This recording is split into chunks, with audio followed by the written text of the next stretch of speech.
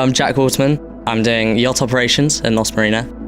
I suppose sailing is a sport or an industry in itself that's really hard to get into, but having a degree and being able to do a degree really opens it up. The University Centre have supported me through my welfare. I'm due to have a baby halfway through a semester, so I've had lots of help with regards to what I can do for when the baby's here. I chose to do my degree here because I'd already been at South Devon College and I'd heard about the really good stuff that they do over here. I came here clueless about what I'm going to do, and then I came here now looking like it's the best choice of my life, really. I had no idea about any of the software, and now I know software inside out almost. I probably could leave today and be pretty good in the industry.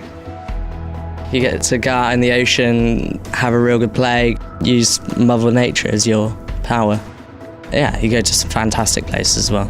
It's a degree that will help you access places that not many others will.